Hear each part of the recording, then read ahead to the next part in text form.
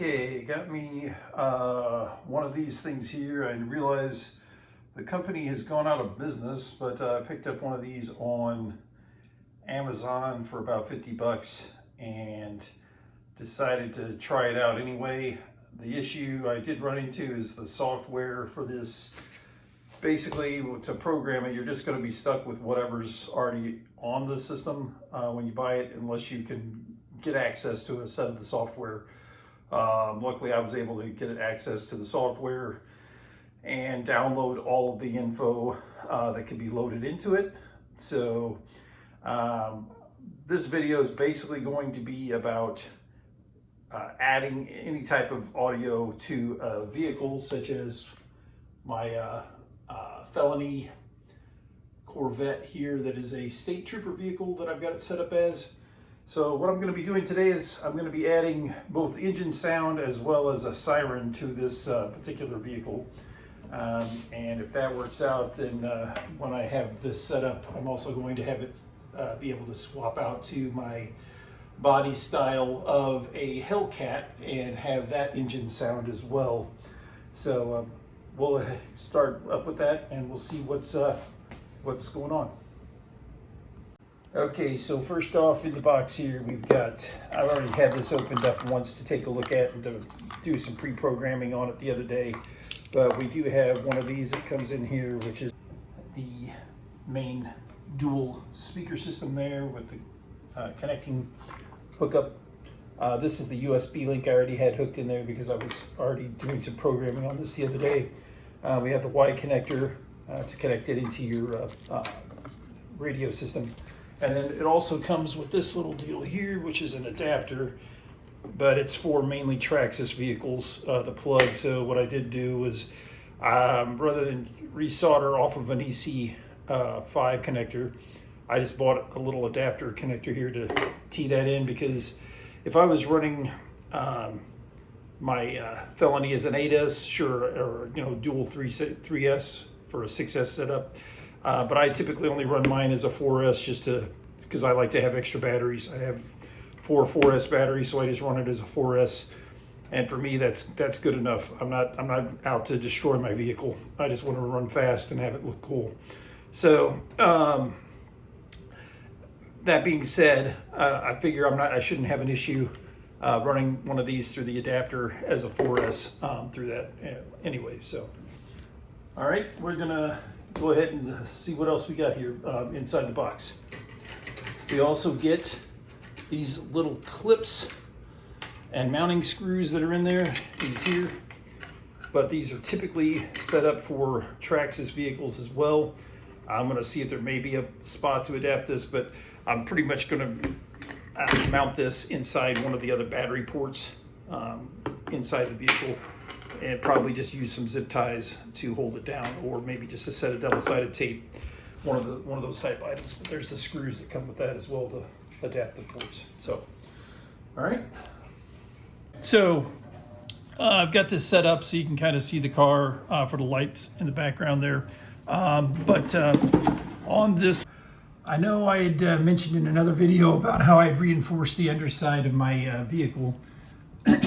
And this is a look at that right now, because this is basically what this is it's a drywall reinforcing tape, mesh tape, and then it's it's E6000 that's spread across that, and it's rubbery type cement, and it is extremely, extremely rubbery and durable now. This is very hard to damage at all when you paste that on the inside. And so I've got the lights set up in here, and that's the controller. It's the UF7R by Mitric RC for the lights for this particular unit.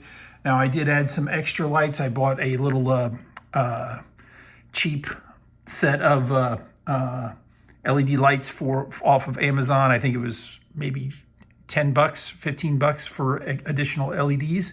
And I bought some Y adapters and was able to expand on the LEDs for this with some blue LEDs on this set, as well as some additional white LEDs that came with this original kit. to just add that. And then I saved the additional lights from that and the controllers for other cars. So that was kind of a plus side of that. But with regard to the vehicle, yeah, I plan on putting the sound system in right over here in this little slot, have my battery typically run over here on this side. So right here's where we're going to get our main hookups, because where those lights tie in, these are the lights, the same wires that we'll typically use for the sound system, but I've already got a Y adapter and we'll be tapping into those connections, and I'll show you that here in a minute. So, like I was saying, on this Mitric RC UF7R controller, there's 2 ports here that the cables come in from. One's from the battery, one's for the auxiliary and the throttle, I guess I should say, and one's for the auxiliary channel. So the auxiliary channel is in port 2. That controls the light bar up on top, which is this, and the other is the throttle and so forth. Or excuse me, the speed controller. So this is the one for number 1. So we're going to follow those wires and see where they're going here. And I had unsnapped them out of their zip tie temporarily, but so let's see here. Pull these wires out and remember where they were going, because this was number 1 and this is number 2. So 1 and 2. And we've got these here again, 1 and 2. One's on the left, 2's on the right.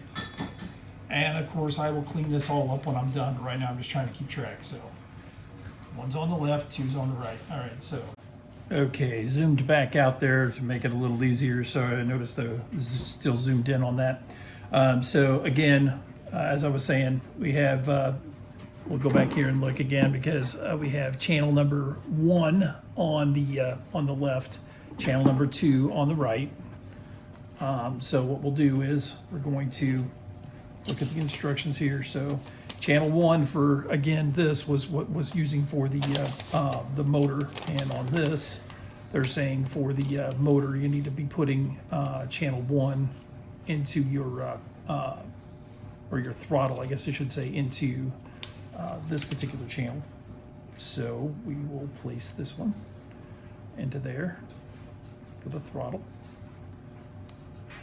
and we will place the auxiliary into the opposite for channel 2, which will be this one. And by the way, I already put the Y connector in here because I had one, and added that in there because this Y connector wasn't in here originally. This was running from straight from here into here, because they give you this little Y connector, but I had dropped it into here. Originally this cable was running straight into here, so I added this. So just to give you all a heads up, in case you're like, well, wait, mine doesn't have that. Well, okay, this is how it goes. So again, make sure your colors, in case you don't have the same deals here, make sure the white's always going into white on all these connectors.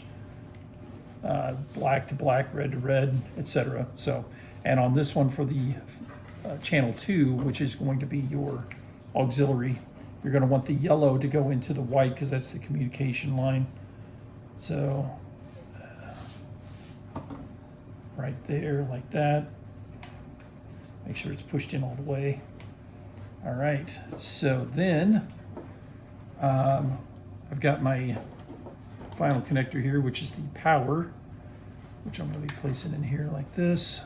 And I've got my adapters, of course. But again, this thing comes with a Traxxas connector, but I bought the IC5 or EC5, whichever we want to call them, but, to Traxxas connector. Put that in there like that. Drop this in here. So now this is just to do a quick connection to see, make sure red to red, black to black. It should automatically work, but I just always like to still make sure the wires are installed right, because if you're connecting these up wrong, bad things can happen. So make sure my wheels aren't touching that. Make sure my transmitter's turned on here. Okay, and then we'll turn this on.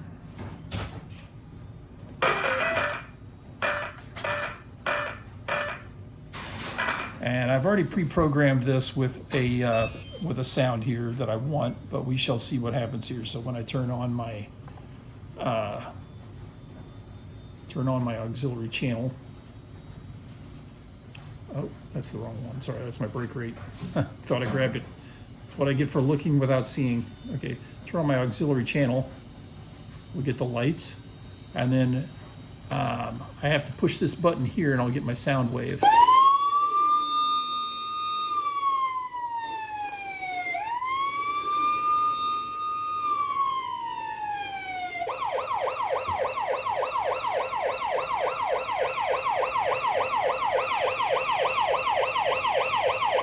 So then we've got the throttle.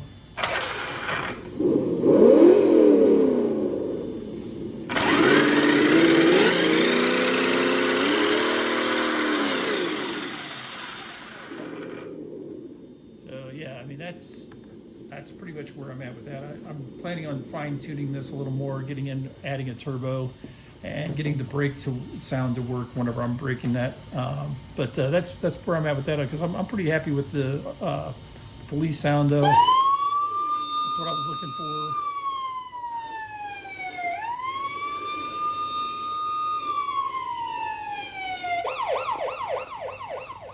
And then the other thing I'm happy about is when I go to put my Hellcat body on here, if you switch to sound number 2,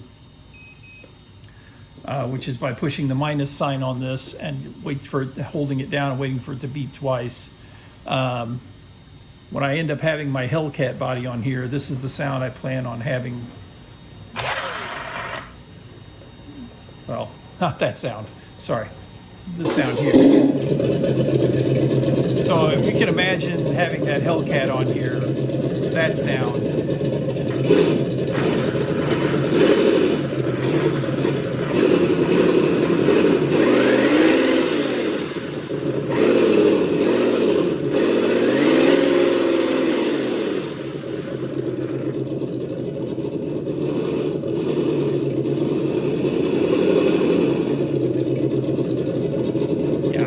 That's going to sound pretty nice. Unless I can find something that sounds even better. I think that nice roaring sound there sounds pretty good for a Hellcat. Anyway, that's it for today. I can show you the software if you'd like. If you have questions about software, I can show you that. But that's pretty much all I wanted to go through today. I'll get this cleaned up, and I'll do a real quick show here in just a second about of what this looks like with it all cleaned up, sitting in here nice and pretty. But I just wanted to go do a quick overview of how it's going to be with it hooked up, lights, sound, and so forth. But I'll get this all completed and show that too. Okay, and my final, or the final project here, I guess I should say, we got.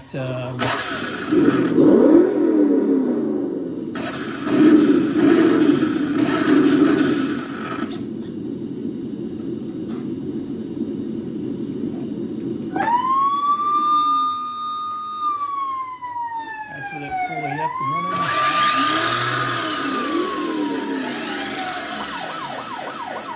The delay on that needs to be adjusted.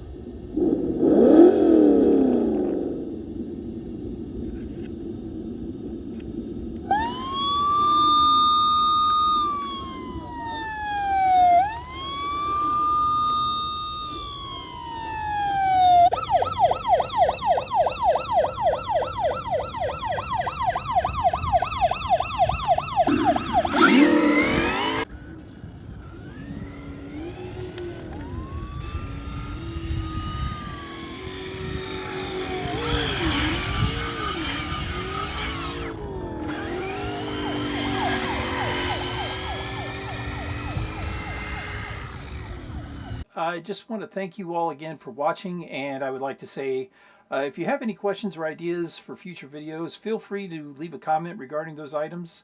If you have found this video to be helpful, please like and subscribe, as I will be providing more videos in the future. And if you provide your feedback on that, it will be helpful. So thanks again, and see you all next time.